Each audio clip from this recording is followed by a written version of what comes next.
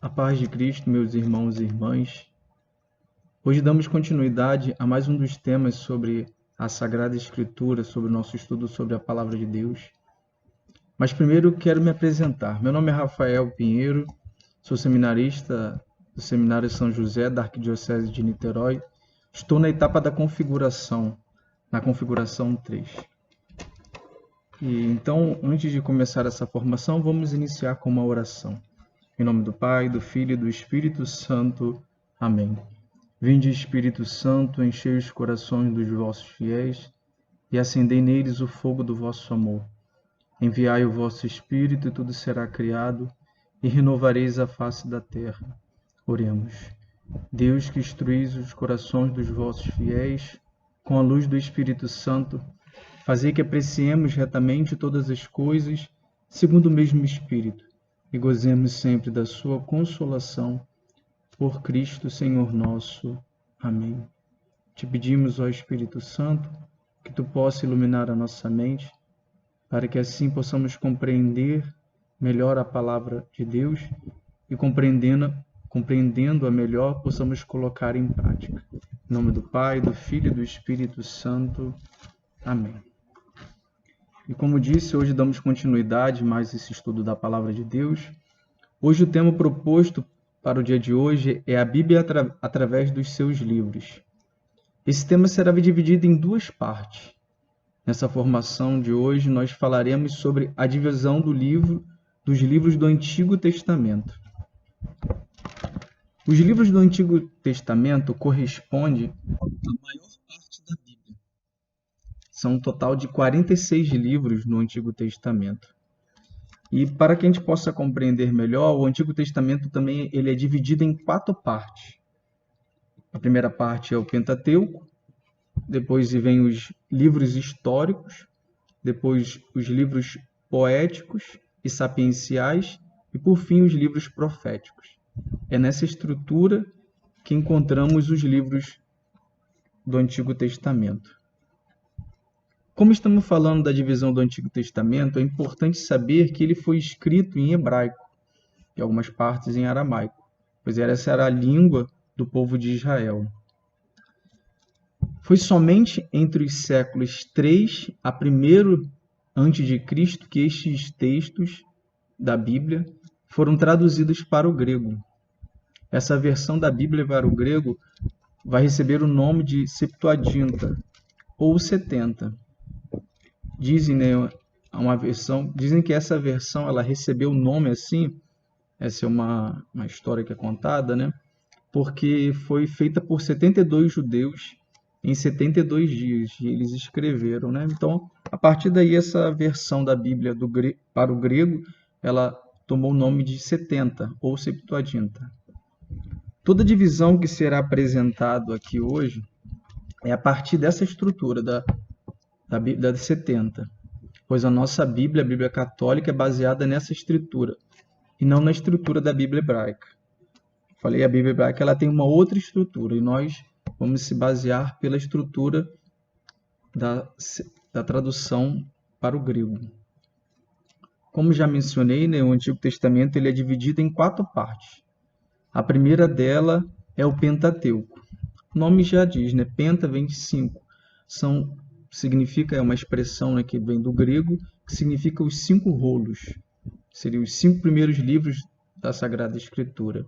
Esses livros correspondem ao livro do Gênesis, o Êxodo, o Levítico, o Número e o Deuteronômio. No livro do Gênesis, entendendo um pouquinho, né, sobre o Pentateuco, esses primeiros 5 livros, o Gênesis ele vai falar sobre a origem da criação do mundo, a origem do homem, vai falar da origem do pecado, que o homem ele desobedece à lei de Deus. Logo também ele vai falando sobre como que se deu, né, os primeiros filhos, né, de Adão e Eva, vai falar sobre Noé, sobre o dilúvio e toda essa maneira, essa primeira aliança que já expressada, né, através do arco-íris que Deus faz com o seu povo. E logo depois, no capítulo 12, no Gênesis, ele vai começar já a falar da vocação de Abraão. Ele vai falando, né, sobre a vocação. não só de Abraão, mas ele começa a falar sobre os patriarcas, Abraão, Isaque e Jacó. Ele vai contando um pouco dessa história até o povo chegar no Egito e esse caminho, né, que Abraão fez, Deus que se comunica a Abraão, Abraão que vem de uma realidade politeísta, acreditando em vários deuses, a partir dali, esse pai da fé que nós temos, nessa crença no Deus único. E aí depois nós temos o livro do Êxodo. O livro do Êxodo, ele vai contar essa saída, porque Deus prometeu a Abraão a terra prometida.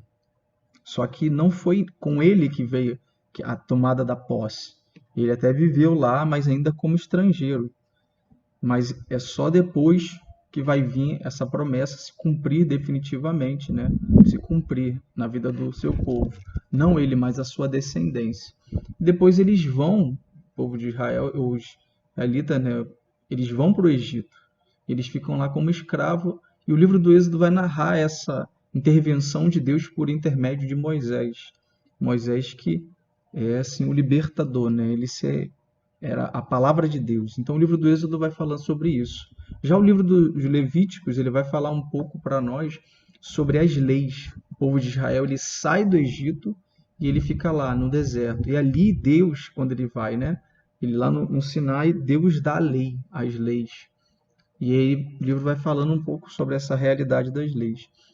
O livro dos Números, ele já vai falar como próprio diz, o recenseamento. Vai falando sobre o número das tribos de Israel, todos os seus filhos, todos os descendentes, a quantidade daqueles que saíram do Egito para ir em busca da terra prometida. E o livro do Deuteronômio é a segunda lei, onde ali mais uma vez é contada essa segunda lei. Então nós passamos e vimos essa primeira parte dessa divisão do Antigo Testamento, que é o livro que é essa divisão chamada de Deuteronômio, esses 5 primeiros livros da Sagrada Escritura, que vai contando, né, essa pré-história bíblica e depois a história do povo de Israel. A segunda parte são os livros históricos.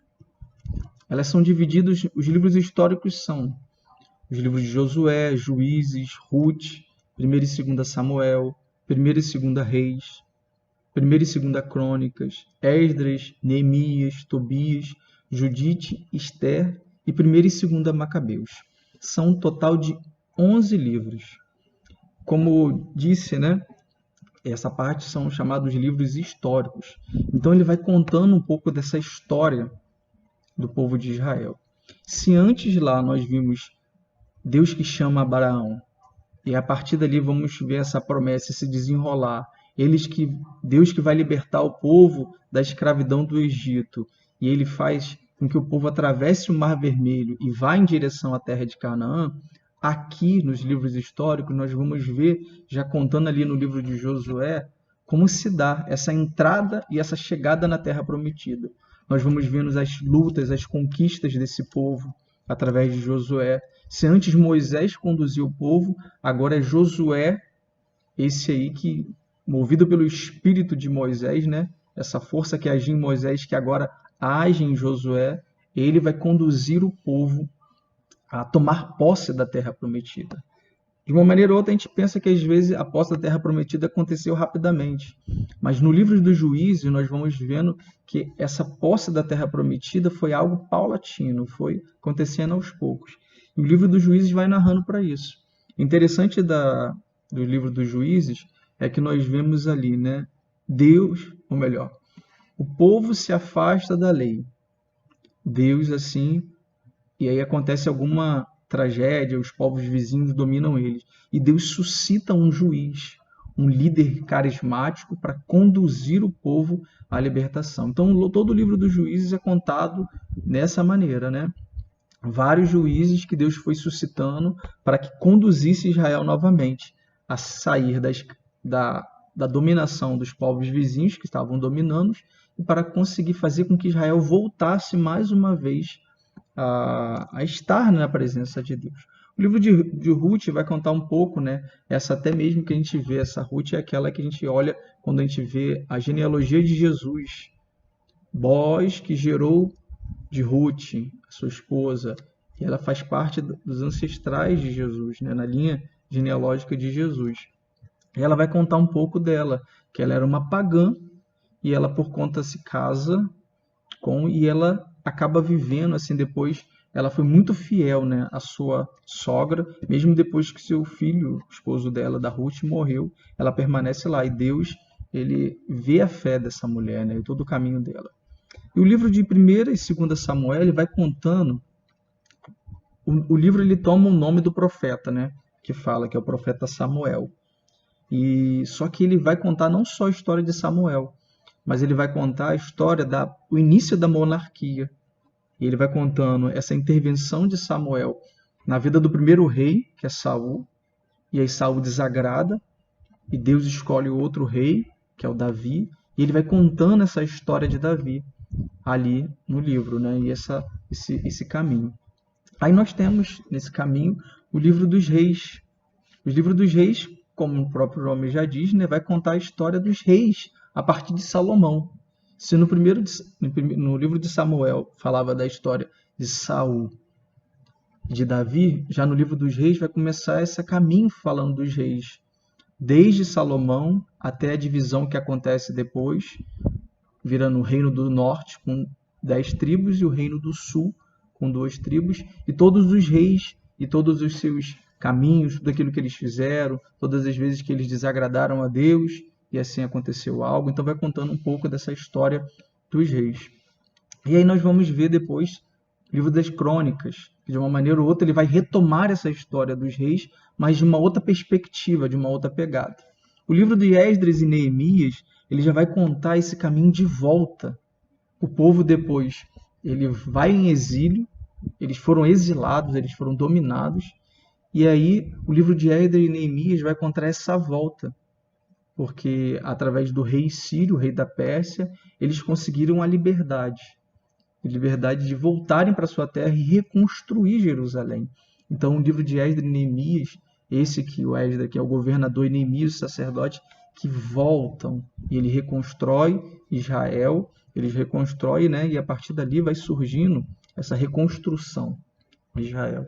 E aí nós vemos o livro de Tobias, esse fiel mesmo em tempo lá da perseguição, ele permanece fiel à lei do Senhor, mesmo estando em terras estrangeiras.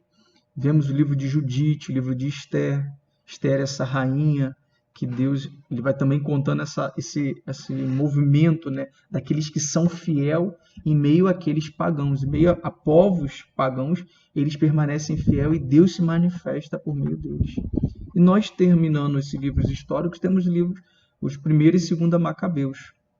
1ª e 2ª Macabeus, que vai contar essa luta do povo, né? Principalmente daqueles que querem se manter fiel à lei do Senhor, a aliança que ele fez. Então ele se mantém fiel, mesmo quando o rei que o domina faz com que ordene que eles ofereçam incenso e sacrifícios aos ídolos. Eles não, eles permanecem fiéis, eles lutam. O livro de Macabeus ele até conta uma história muito bonita da mãe, que ela vê os 7 filhos morrendo. E ela é persuadida, ao invés de deixar o último filho morrer, ela fala assim, olha, fala para ele desistir e oferecer um sacrifício. E ela diz, que você não faça isso, meu filho, não me desagrade, permaneça fiel ao Senhor. Então, assim, de uma maneira ou outra, ela vai contando essa história, esse povo de Israel até o caminho. É interessante pensar que quando nós pensamos em livros históricos, nós pensamos nos dias de hoje, história, de uma documentação fiel. Mas a gente precisa entender que a palavra de Deus, ela tem sim fatos históricos, tem fatos, apresenta fatos geográficos que apresentam, só que o mais aonde ela se prende não é isso. Por quê? Ela está mais preocupada, a palavra, o autor sagrado, em contar essa história do povo de Israel nessa visão teológica, desse Deus que intervém na vida do seu povo, nesse Deus que vem ao encontro do seu povo para salvar. Ela vem contar uma história, essa história de salvação. Por mais que nós tenhamos fatos históricos que podemos comprovar e tenhamos até mesmo falando sobre partes geográficas de locais determinados, mas o principal e o foco não é esse. O foco é contar essa história da salvação, essa leitura da história a partir de uma visão teológica, a partir dessa visão, dessa intervenção de Deus na vida do seu povo. E como eu falei, ele é dividido em 4 partes. Primeiro, como eu falei, o Pentateuco, os livros históricos, e a terceira parte são os livros poéticos e sapienciais. Os livros poéticos e sapienciais correspondem ao total de 7 livros, e são Jó, os Salmos, os Provérbios, Eclesiastes, Cântico dos Cânticos, Sabedoria e Eclesiástico. Como o nome na divisão já diz, né? São livros poéticos e sapienciais. Então ele vem contar um pouco dessa sabedoria. O povo que estava lá, né? De uma maneira ou outra, no exílio, algumas partes de alguns livros foram escritos no exílio, e a gente vê que existia uma sabedoria lá, daqueles povos, onde eles estavam, onde eles ficaram como escravos. Mas esses livros vêm mostrar essa sabedoria desse Deus que conduz. E assim a gente vai vendo quanto que é belo quando a gente pega esses livros e a gente vai vendo essa sabedoria contida ali. Uma sabedoria que não vem meramente humana, mas é Deus que manifesta por meio desses autores a sua sabedoria. Ele vem conduzindo o seu povo. Ele vem mostrando como esse povo deve viver e deve se comportar através de várias realidades. É tão importante esses livros que, para a igreja, né, em toda a celebração da missa, nós temos um livro dos Salmos, esses cânticos, né, que marcaram a vida do povo judeu, né, lá, e marcam também a nossa vida, a vida da igreja, onde através dele nós louvamos e engrandecemos a presença de Deus. Não só temos ele na missa, mas também na liturgia das horas, onde todo religioso, todo sacerdote, ele, através da liturgia das horas dos dias, das horas canônicas, ele vai recitando salmos, louvando e bendizendo a vida do a Deus, né, por meio desses salmos. E a quarta parte, nós vamos falar, são os livros proféticos. Os livros proféticos são um total de 18 livros e estão subdivididos em profetas maiores e profetas menores. Isso não significa a importância do profeta, como se os profetas maiores fossem mais importantes que os menores. Na verdade, não. Essa subdivisão acontece entre profetas maiores e menores, corresponde simplesmente ao tamanho do livro, ao tamanho de profecias, o número de profecias que tem ali, né? Um exemplo, o livro de Isaías, ele possui 46 capítulos. Ou melhor, perdão. O livro de Isaías possui 66 capítulos. Já o de Malaquias, que é o último livro do Antigo Testamento, na divisão da Bíblia, ele só possui 3 capítulos. E aí nós vemos que os profetas maiores são Isaías, Jeremias e Ezequiel. E os profetas menores, que são 12, são Oséias, Joel, Amós, Abdias, Jonas, Miqueias, Naum, Abacuque, Sofonias, Ageu, Zacarias e Malaquias. Os livros de Daniel, Lamentação e Baruque são associados à profecia. Não são considerados nessa divisão, né, como profetas diretamente. Eles estão na parte dos profetas, mas quando nós vamos estudar melhor esses livros, eles são colocados como associados à profecia. O interessante quando a gente lê essa divisão da Bíblia do Antigo Testamento, pensar que ela não é algo cronologicamente dividido. Sim, os primeiros livros nós percebemos claramente isso, no livro do Gênesis. Nós percebemos que ele começa com a criação do mundo, a criação do homem, e assim vários fatos, a vida de Abraão, e todo um caminho cronológico. Sendo que quando nós chegamos já nos livros, até percebemos isso também nos livros históricos, quando a gente vai vendo Josué, é a entrada da Terra Prometida, onde eles vão começar a conquistar. Eles conquistam os primeiros. Aí vem os Juízes, onde eles estão ainda nessas batalhas ainda, mas nós vemos esse caminho já. Mas nos livros proféticos não é dessa maneira. eles foram divididos, né, até mesmo na Bíblia, usando essa... Primeiro, ele apresenta, né, esses profetas maiores. Nós vamos vendo que ele primeiro vem Isaías, para logo depois vir Jeremias e tantos outros. Quando a gente olha os profetas, a gente tem que entender que eles atuaram no momento determinado na vida do seu povo. Às vezes, um profeta foi contemporâneo de outro, estando em outro lugar. Mas no livro dos profetas, nós vamos ver essa intervenção de Deus na vida do seu povo. É interessante que a profecia nasce com o surgimento da monarquia. Quando Israel pede um rei, e começa ali, a partir dali de Saul, ter um rei, nasce a monarquia. Ou melhor, nasce a profecia, nasce os profetas. Deus suscita os profetas. Suscita os profetas para quê? Para mostrar a tua palavra, a palavra dele, para a vida daquele rei, que na verdade aquele rei ele não pode reger e governar segundo o coração dele, aquilo que ele pensa, que ele acha melhor, porque corre o risco dele cair no erro, e assim como tantos, como Saul que desobedece ao rei, desagrada a Deus, como Salomão que começa agradando a Deus, mas por influências das suas mulheres, como diz a palavra, ele acaba terminando na idolatria, adorando aos deuses. E aí nós vamos vendo que Deus ele suscita os profetas para trazer o seu povo de volta. Ou melhor, para trazer o seu povo, mas também para trazer o rei, para mostrar ao rei qual é o caminho de Deus para a vida dele. Interessante quando nós vemos Davi e nós percebemos que ele de repente ele constrói a sua casa, um palácio muito lindo, e ele olha para a Arca da Aliança da varanda e ele vê que a Arca da Aliança vive numa tenda uma tenda, e ele quer construir uma casa para o Senhor. E ele vai até o profeta Natã e pergunta se isso é vontade de Deus. No primeiro momento, Natã diz que sim, mas logo a palavra do Senhor ele é dirigida a ele e ele vê que não é com ele que vai ser construída.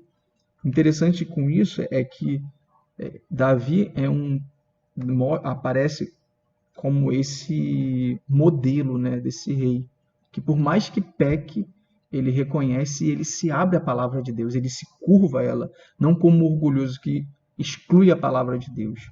E a gente, se a gente for ver a história dos reis de Israel, vai ver que muitos deles não quiseram ouvir a palavra do Senhor, mas simplesmente deixaram os oráculos de lado.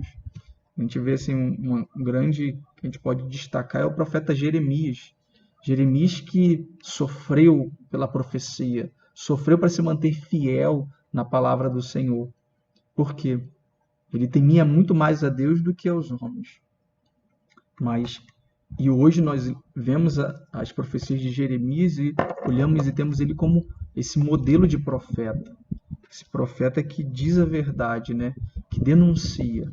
Então, o livro dos profetas, eles estão divididos dessa maneira, entre os profetas maiores e os profetas menores. Maiores não porque eles são melhores, mas porque o seu livro, o número de profecias tem um número maior. Como eu citei o profeta Isaías e a diferença do profeta Malaquias. Então a gente vai vendo que a nossa Bíblia, a parte do Antigo Testamento, ela é dividida nessas 4 partes. Pentateuco, os livros históricos, os livros poéticos e sapienciais e os livros proféticos. Como eu falei, não é um caminho cronológico que acontece, porque os livros dos profetas, eles poderiam talvez, cronologicamente, ser inserido ali entre as histórias quando vai falando dos reis, mas não, eles têm um livro à parte. E a maioria, os livros proféticos, ele tem o seu nome do profeta.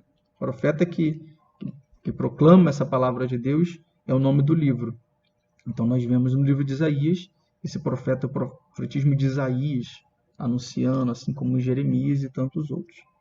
Então, essa divisão da Bíblia, ela nos dá, do Antigo Testamento, ele nos dá uma ideia do panorama do que nós iremos encontrar ali. E é importante a gente conhecer essa estrutura, essa divisão, para que a gente possa se relacionar com os livros. Para que quando eu abrir, né, quando eu for ler um livro histórico, eu saiba o que está acontecendo ali. Eu saiba, de uma maneira ou outra, o que eu vou encontrar ali. Porque o grande desafio de nós lermos a palavra de Deus é de nós não nos contextualizarmos com a palavra. Essa formação é algo que vem despertar o nosso coração para a gente se aprofundar mais. Sempre na Bíblia, né, ela tem, antes dos livros, ela tem uma pequena introdução sobre aquele livro. É importante até para nos ajudar a se contextualizar, porque quando nós somos contextualizados no livro, isso nos ajuda melhor a ter uma melhor compreensão, talvez dos fatos, interligando uma coisa na outra, um acontecimento que é narrado aqui, mas que está interligado lá com aquele fato que foi passado ali anteriormente. Então a gente vai nos ajudando a compreender melhor.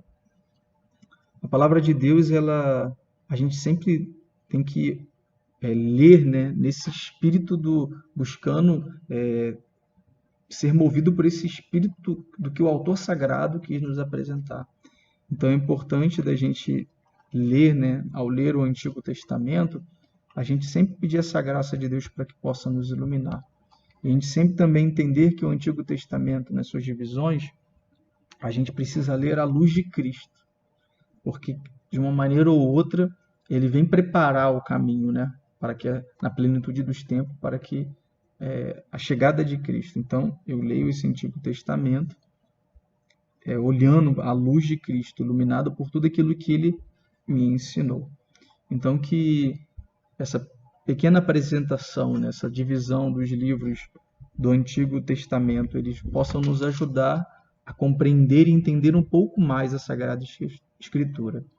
E até mesmo, né, nesse mês da Bíblia, né, que todas essas informações elas possam despertar no nosso coração um desejo de conhecer melhor a palavra de Deus. Não como para ficar simplesmente num conhecimento intelectual, para me poder falar ou até mesmo reproduzir versículos de cor salteado, né, mostrando a minha eloquência, mostrando o meu conhecimento. Não. Que todo esse estudo, ele possa despertar no nosso coração um desejo de cada vez mais fazer a vontade de Deus.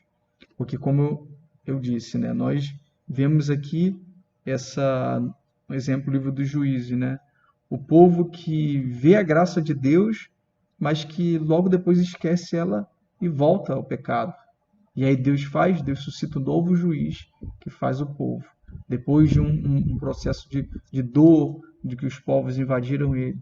Então, ao ler esse aqui, nós precisamos fazer, poxa, como que eu estou vivendo a minha vida, né? Fazendo esse caminho. Então, que tudo isso desperte no nosso coração esse desejo de conhecer melhor e cada vez mais nos aprofundarmos na Sagrada Escritura, para que não sejamos meros ouvintes, mas cumpridores. Que a graça de Deus nos acompanhe e que nos mantenha de fé, perseverante nessa caminhada. Encerramos esse momento em nome do Pai, do Filho e do Espírito Santo. Amém.